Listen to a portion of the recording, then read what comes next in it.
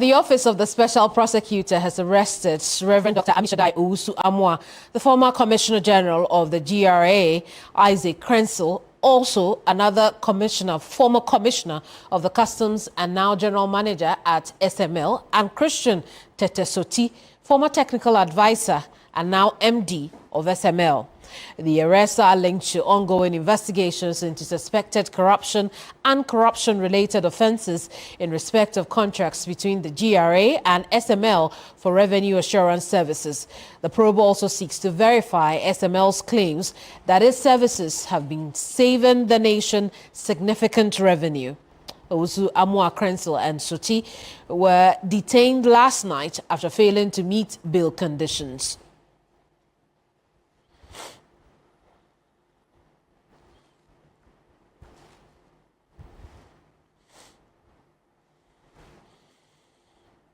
Let's have a quick chat with Chief Crusader of the Crusaders Against Corruption, Emmanuel Wilson Jr. Emmanuel, good afternoon to you and thank you for your time here. What do you make of these arrests and the posturing of the OSP so far? Well, thank you for having me. And first and foremost, to say that if you are fighting corruption, it is important to investigate. And after the investigation, if you think you have any grounds, it's very important.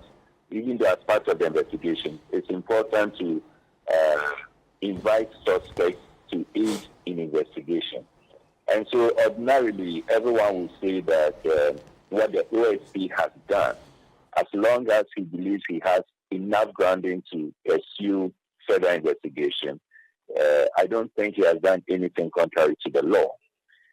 The only difficulty that some of us will have has to do with the history of the OSP, that he has communicated to us strongly that anytime he pursues a case, he is unable to bring it to a satisfactory conclusion. And so we are wondering that this that he has suffered, whether or not we are going to get to the latter of it to the satisfaction of everyone as far as the fight against corruption is concerned.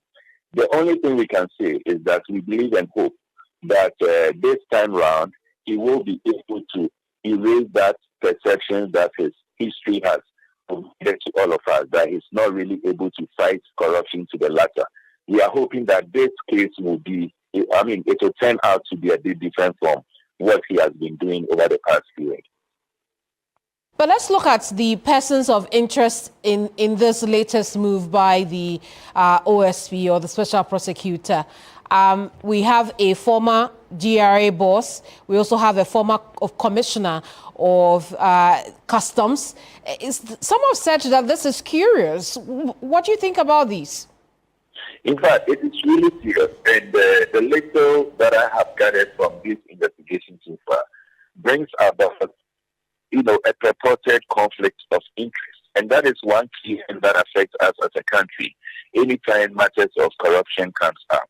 When you have someone using his or her office for his or her personal gain, put yourself in a certain situation where instead of protecting the interest of the state, you are seen to be rather protecting your personal interest. And that makes it very serious. And so listening and looking at the individuals mentioned who have been, reportedly suggesting or that they are part of this whole scheme, it is worrying. And that is the reason why personally, I would have wished that this would have been handled by any other agency other than the Office of the Special Prosecutor.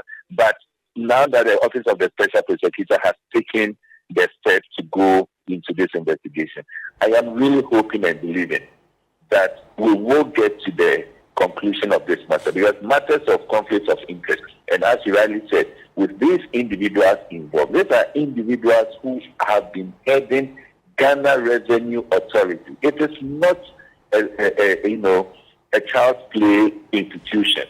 So if you are heading it and you are also seen to be putting yourself at a position where it raises an issue of conflict of interest, I think clearly this is not a case that we should downplay. I see. Let's go over the list of persons of interest in this case. The OSP is following at this time. We know that there is the CEO, Emmanuel Ejuse. If we could look at that quickly. We've also talked about Reverend Dr. Ammishaddai, who is the former boss of the GRA. And then we talked also about the former customs commissioner as well. There's one more person on the list of persons of interest for the OSP. Now, remember that these people were former government officials or are former government officials, and now we know them as executives of SML as well. Let's go through that list again.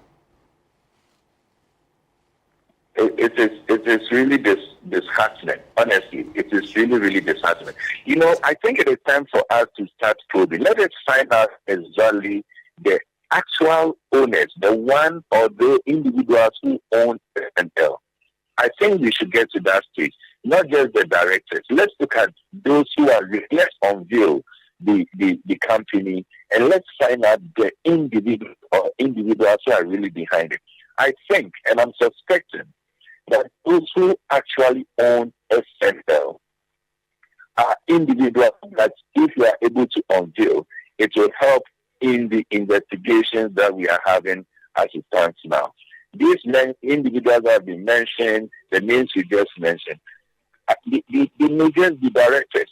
Directors doesn't necessarily mean that they are the owners or the shareholders. And so I will wish that this investigation proceeds further for us to know the actual owner or actual owners of SML. That will help us very much in the investigation.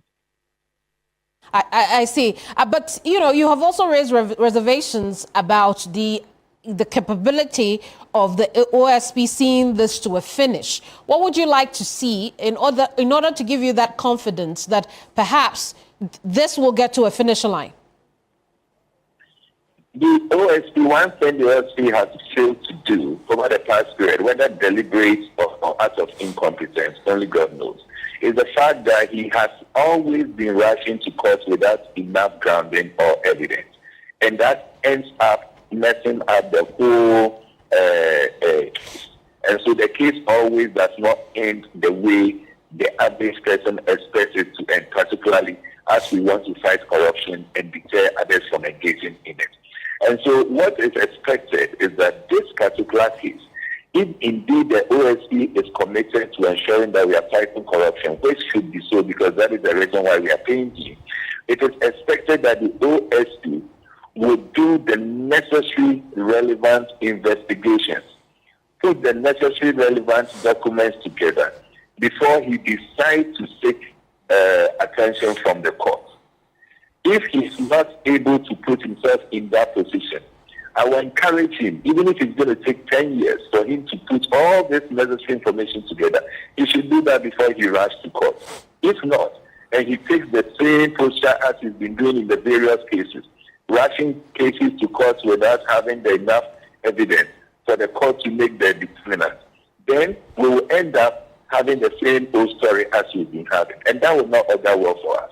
Very well. Emmanuel, we'll leave it here. Thank you so much for talking to us. Emmanuel Wilson is an anti-corruption campaigner, and we've been discussing the arrest made by the OSP, two former Commissioner Generals of the GRA, Reverend Dr. Ammishaddai Owusu-Amoah and Kofi Inti, an ex-Commissioner of Customs and now GM or General Manager at SML, Isaac Krenzel, also the MD of SML, and Christian Tetesoti, CEO of SML, and Evans Eduse, as well as two others, are persons of interest in that SML scandal that broke out,